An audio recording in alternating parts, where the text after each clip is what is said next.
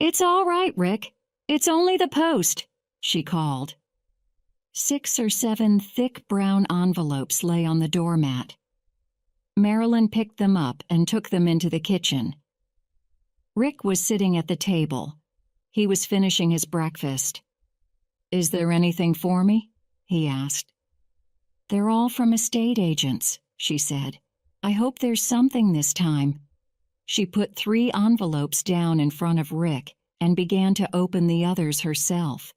They had been looking for a house for 3 months. They were tired of the small flat, and they were tired of paying rent every week. They had been saving to buy their own house for nearly 2 years. They began looking through the letters from estate agents. Rick looked up. "Here's one," he said. "Listen. Perfect first home.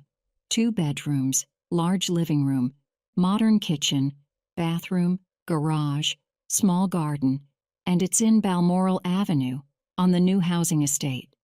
£68,000. What do you think?" "What number is it?" she asked. Let me see. 35. Yes, 35 Balmoral Avenue." "That's funny," she said.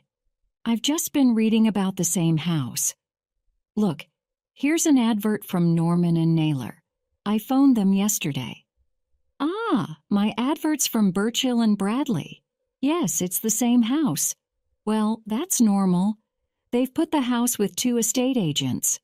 Which one shall we phone?" "It doesn't really matter," said Marilyn. "Give me the adverts. I'll phone when I get to work."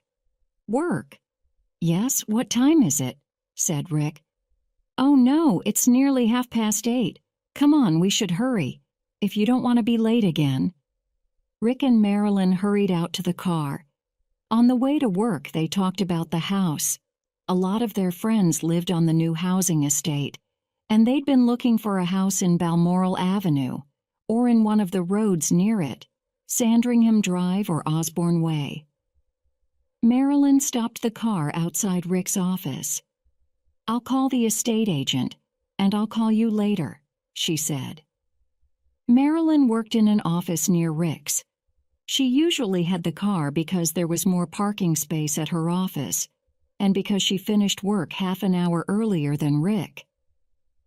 Burchill and Bradley Estate Agents, 189, Turnberry Road, Sanborn, Wessex Telephone, Sanborn 01702 4615 9435 Balmoral Avenue, High Trees Estate, Sanborn detached house, built about 2 years ago. It has gas central heating, superb modern kitchen, and a nice garden. Ground floor living room, 2 radiators, 6 electric points, TV point, fitted carpet. Nice view from window. Kitchen dining room, modern cooker and fridge, washing machine point, 4 electric points, tiled floor and walls. Excellent fitted units. Radiator. Hall, electric point, telephone point, fitted carpet. Large storage cupboard under the stairs. Radiator. Garage, 1 electric point. Window. First floor. Bedroom 1, radiator, 2 electric points, fitted carpet. Fitted wardrobe. Bedroom 2, radiator, 2 electric points, fitted carpet. Bathroom, modern bath, sink, shower. Small radiator. Toilet. 35 Balmoral Avenue is in the middle of the High Trees Estate, 3 miles from the town center. The High Trees Shopping Center is a short distance away, and so is the High Trees First School. Price: $68,000 Norman and Naylor Estate Agents, 54 High Street, Sanborn, Wessex Telephone, Sanborn 513216 35, Balmoral Avenue, High Trees Estate, Sanborn. A modern detached house built 2 years ago with full gas central heating, excellent modern kitchen, and attractive garden. Ground floor, living room. Large picture window, 2 radiators, 6 electric points, TV point, fitted carpet. Kitchen dining room, AEG cooker, Indesit fridge, point for washing machine, 4 electric points, tiled floor and walls. Fitted units. Radiator. Hall electric point, telephone point, fitted carpet. Large cupboard under the stairs. Radiator. Garage 1 electric point, first floor. Bedroom 1 radiator, 2 electric points, fitted carpet. Fitted wardrobes. Bedroom 2 radiator, 2 electric points, fitted carpet. Bathroom modern bath, sink, separate shower, small radiator, point for electric shaver. Toilet with modern WC. The house is in the very popular High Trees Estate, about 3 miles from the town center, with an excellent bus service. It is about half a mile from the nearest shops at the High Trees Shopping Center and 3/4 of a mile from High Trees First School. Marilyn hurried into her office and put the 2 adverts down on her desk. She telephoned Burchill and Bradley at 9:05. The phone rang several times. Then she heard a voice. "Hello, this is Burchill and Bradley estate agents. This is a recording. I'm sorry, there isn't anyone here at the moment. The office is open from 9:30 until 5:30. If you would like to leave a message, we'll call you back." Marilyn put the phone down. She didn't like telephone answering machines. It was easier to call the other estate agent. She looked at the advert again. There it was. Norman and Naylor, 513216. She called the number. "Good morning, Norman and Naylor. This is Mrs. Adams speaking." "Oh, good morning," said Marilyn. "I've been looking through your adverts. I'm interested in 35 Balmoral Avenue. I wonder if I could see it?" "Ah, yes," said Mrs. Adams. "That's easy. The owners of 35 Balmoral Avenue are both out at work all day. They've given us a set of keys. I can take you round the house at any time, today, if you like." "Could you show us at lunchtime?" asked Marilyn. "My husband and I both work too, but we're free from 12:30 until 1:45. "That's all right. I'll meet you outside the house at 1 o'clock. Will that be all right?" "That's okay, yes. We'll see you then." "Do you know where Balmoral Avenue is?" said Mrs. Adams. "Oh, yes. We've been looking for a house on the High Trees estate." "Right. I'll be outside the house in a blue Ford Mondeo at 1 o'clock then." "Thank you," said Marilyn. "We'll be in a white Volkswagen. See you at 1. Marilyn felt very excited. They had seen a lot of houses in the last few weeks, but she felt really interested in this one. She phoned Rick at work and told him about the appointment. They agreed to meet outside Rick's office at 20 to 1. Rick was waiting when Marilyn arrived at the office. He jumped into the car, and they drove to Balmoral Avenue. They parked behind the blue Ford Mondeo. Mrs. Adams got out and came to meet them. "You know, it's much nicer when the owners aren't at home," she said. "You can ask as many questions as you want." "Yes," said Rick, "and you don't have to agree when they tell you how nice the green and orange paint is." Mrs. Adams laughed. "That's true. Now let me find the right keys. I've got so many sets of keys in my bag." Mrs. Adams found the keys and opened the door. Marilyn and Rick had been looking for a house just like it. "It was built just over 2 years ago," said Mrs. Adams, "and it has everything you'll need: central heating, a modern kitchen, and it's been decorated very well. The carpets were put in 2 years ago, and the cooker and fridge are included in the price. The kitchen's beautiful. Come on, I'll show you." They went into the kitchen. "Have you got any children?" said Mrs. Adams. Marilyn and Rick looked at each other. "No, not yet," said Marilyn. "Well, there's an excellent school just down the road, and you can see the garden from the kitchen window." Everything was easy. That evening, Mrs. Adams took them to see Mr. and Mrs. Barkley, the owners of the house. They were very nice people. They were moving to a bigger house. Marilyn and Rick agreed to buy the house. 2 months later, it was theirs. They moved in during September. They spent a lot of time painting and decorating. The house didn't really need decorating, but they enjoyed doing it. They had been living in rented flats for years, and this was their first house. The weekends were wonderful. They painted, cleaned, decorated, and worked in the garden. By Christmas, the house really seemed like home. The first of the little surprises came early in January. Marilyn and Rick arrived home, as usual, just after 6 o'clock one Tuesday evening. Rick opened the door and went into the kitchen to make some tea. Marilyn followed him in. "Rick," she said, "did you pick up the letters in the hall?" "No," he said. "You know I didn't. You were just behind me." "Well, that's funny. Look, the post arrived after we'd left for work. It always does at this house. So, usually it's lying on the doormat when we get home, right?" "Yes," said Rick. "Why?" "The post isn't on the floor now. It's in a neat pile on the table, next to the telephone."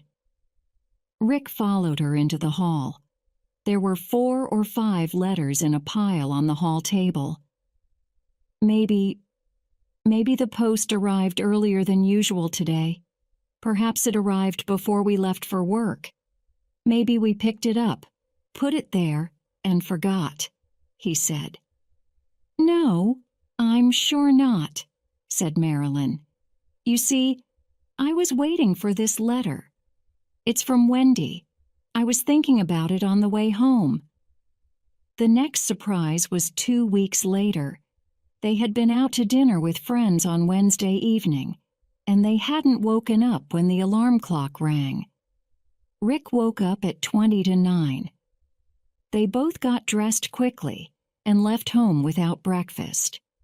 They didn't make the bed, and they left their nightclothes on the floor. They were usually very tidy people, but there wasn't enough time. When they got home, Rick went upstairs first. "Marilyn," he said, "come up here."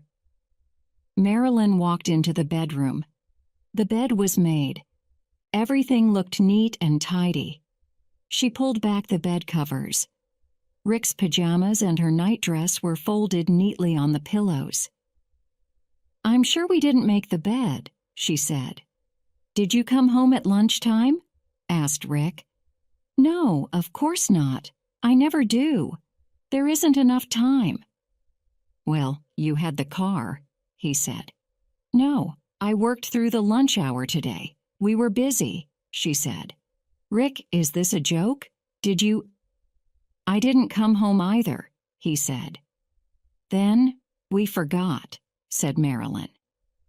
"We made the bed and forgot we'd done it. We drank a lot last night. We forgot those letters a couple of weeks ago." There were a few more surprises in the next few weeks.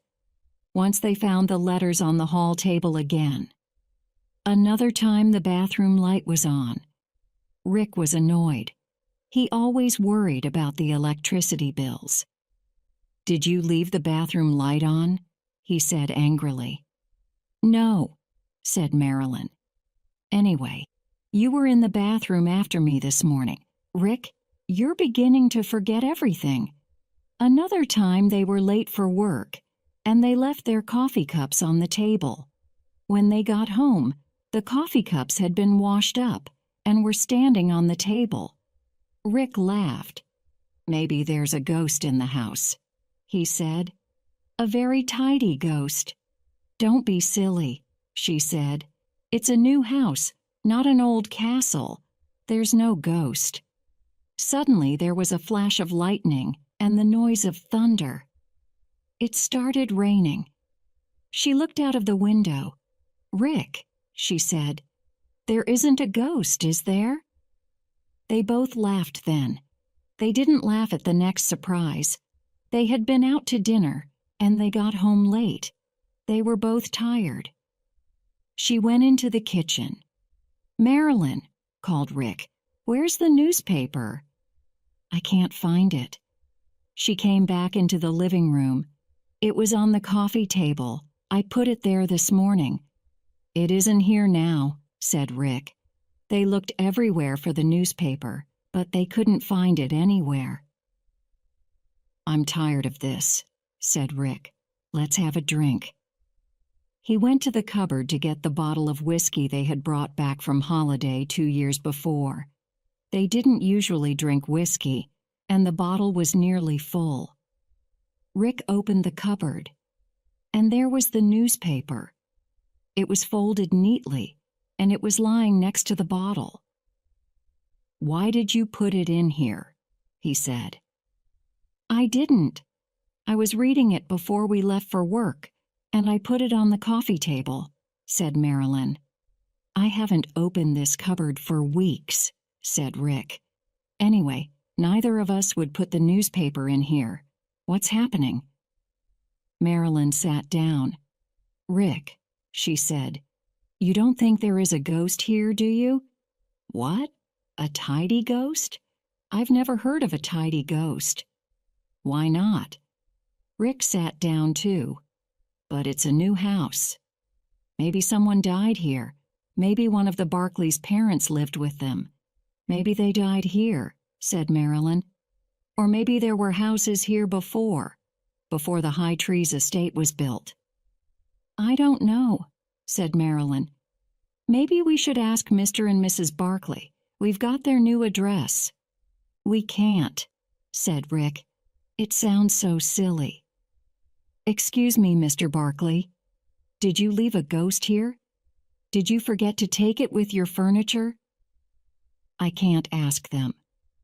"Well," said Marilyn, "I'm going to the library tomorrow lunchtime.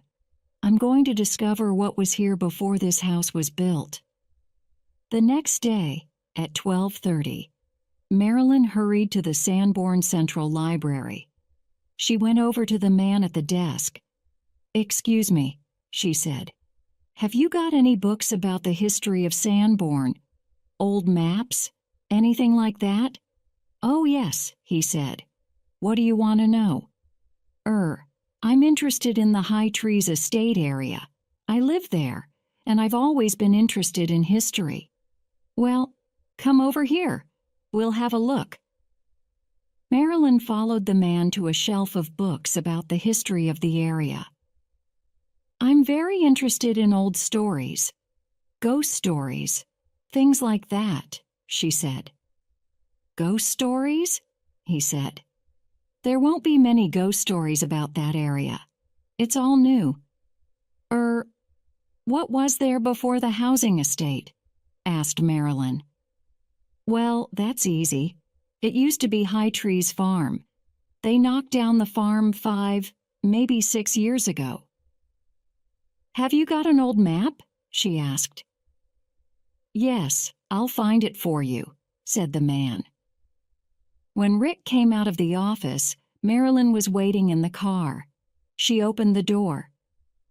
"Rick," she said, "I went to the library today." "Why?" he said. "You don't believe there really is a ghost, do you?"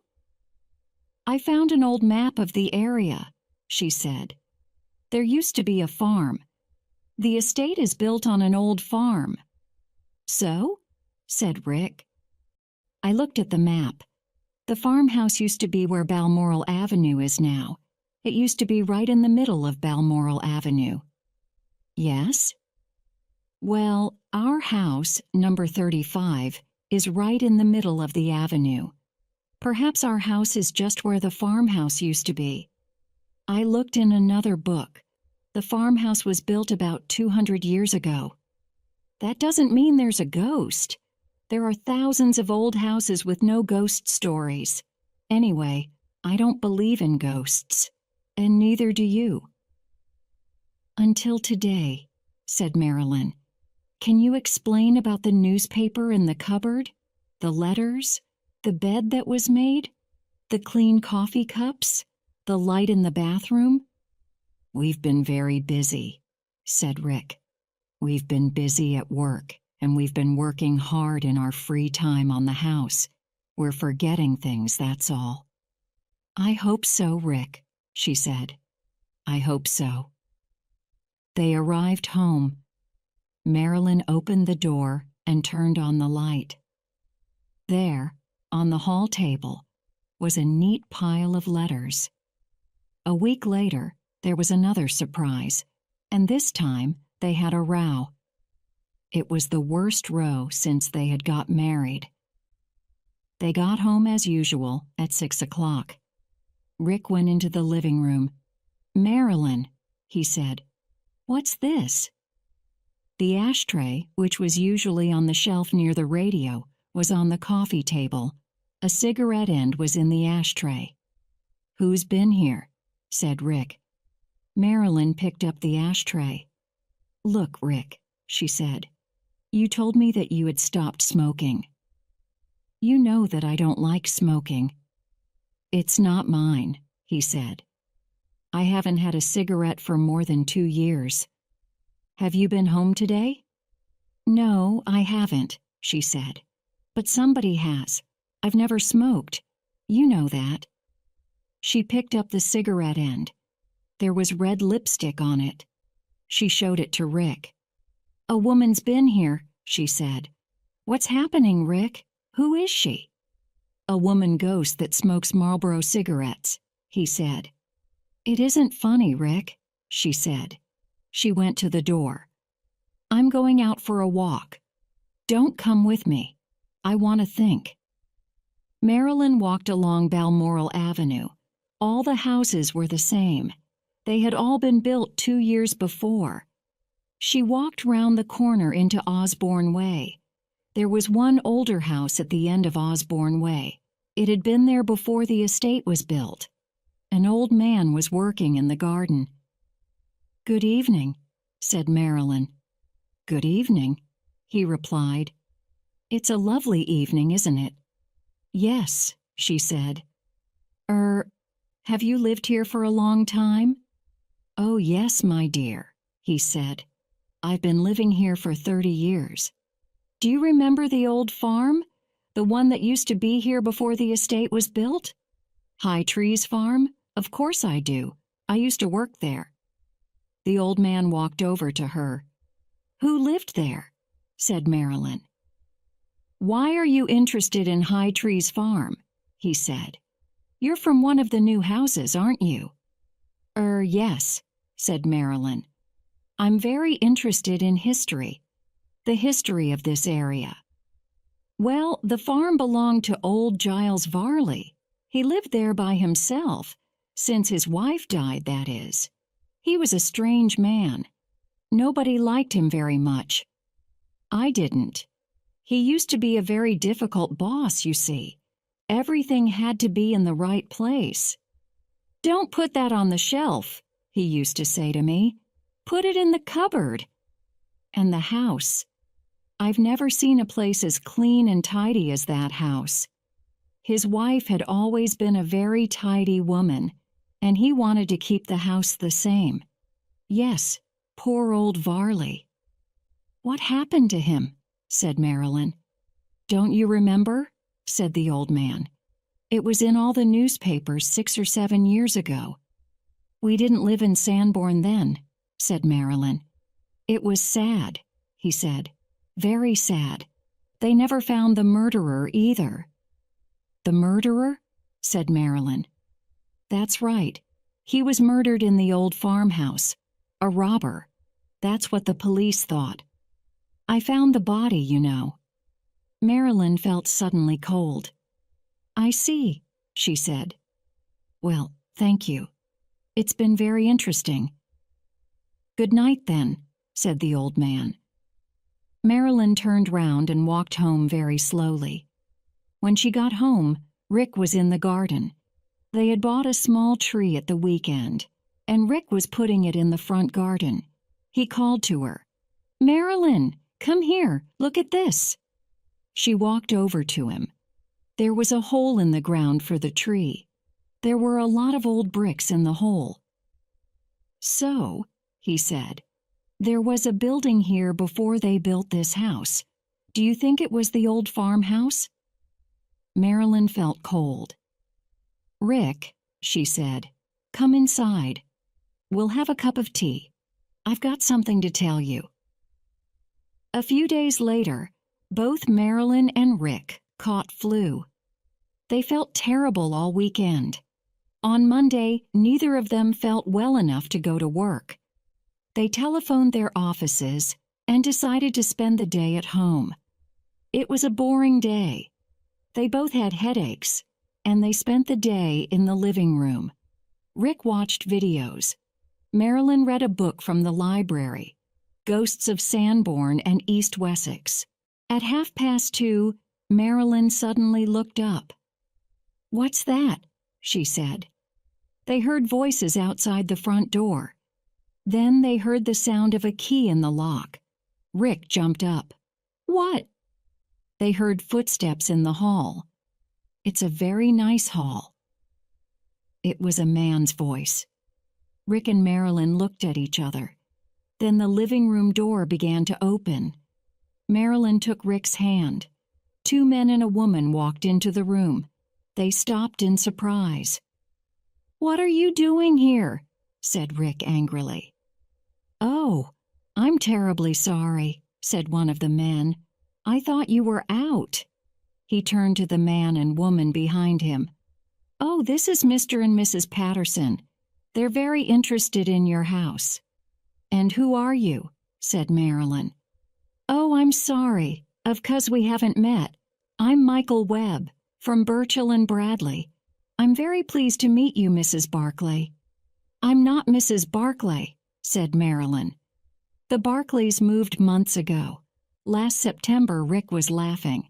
"Ah, I understand. You're the tidy ghost." Mr. Webb looked worried. "The tidy ghost? I don't understand." "Yes, the tidy ghost," said Rick. He turned to Marilyn. "The letters, the nightclothes, the newspaper." Marilyn was laughing too. "The lipstick on the cigarette, the coffee cups, the bathroom light," she said. "I'm sorry," said Mr. Webb. "I really don't understand. We bought the house from the Barclays. We bought it through Norman and Naylor. And you're from Burchell and Bradley, the other estate agents," said Marilyn. "Oh, I see," said Mr. Webb. "The Barclays never told us that the house had been sold. I've been showing the house to people for 6 months. I am sorry. The Barclays gave us a set of keys and told us to show people the house when they were at work." Marilyn smiled. "And you've been tidying the house for us, haven't you?" she said. Mr. Webb looked uncomfortable and embarrassed. His face was going redder and redder. Yes," he said. "You see, I usually arrive before the people that want to see the house. So, I've been coming in and, tidying things." "And the cigarette with lipstick?" said Marilyn. "Yes, I'm sorry about that. I brought a lady to see the house, Mrs. Green. She wanted a cigarette while we were talking about the house. I forgot to throw it away. I remembered later in the evening. Didn't you know that it was someone looking at the house?" "Well, no, we didn't," said Marilyn. "Oh dear," said Mr. Webb. "I hope there wasn't any trouble about it." "I thought—" Marilyn looked at Rick. "I thought my husband—" Then she felt sorry for Mr. Webb, who was very embarrassed. "I thought my husband had started smoking again," she said. Mr. Webb remembered that Marilyn had said, "the cigarette with lipstick." He went redder again. "I'm very, very sorry," he said. Marilyn smiled. She looked at Mr. and Mrs. Patterson, who were looking embarrassed too. "It's a pity," said Mrs. Patterson. "It's a lovely house, and it's a lovely area." "Yes, well, it's my fault. I'm sorry I've wasted your time," said Mr. Webb. "It isn't your fault," Marilyn said. "The Barclays didn't tell you they had moved. Look, can I get you all a cup of tea?" "Yes, please take a seat," said Rick. "I know that Mr. and Mrs. Collins at number 29 are trying to sell their house. It's just the same as this one. Perhaps we're going to be neighbors." Mr. and Mrs. Patterson sat down. Mr. Patterson picked up Marilyn's book, which was lying on the coffee table. He said. "Ghosts of Sanborn and East Wessex. I hope there aren't any ghosts round here." "Oh, no," said Marilyn. "There aren't any ghosts round here. They're all new houses." She went into the kitchen to make the tea. They had had a cup of tea and a sandwich an hour earlier, and she hadn't washed up. There, on the kitchen table, was the teapot and a neat pile of plates and cups. She opened the teapot. It was clean. "But," she said. Then she heard a laugh behind her. It was Rick. "Don't worry," he said. "It was me. I came out and washed up half an hour ago. Don't you remember?"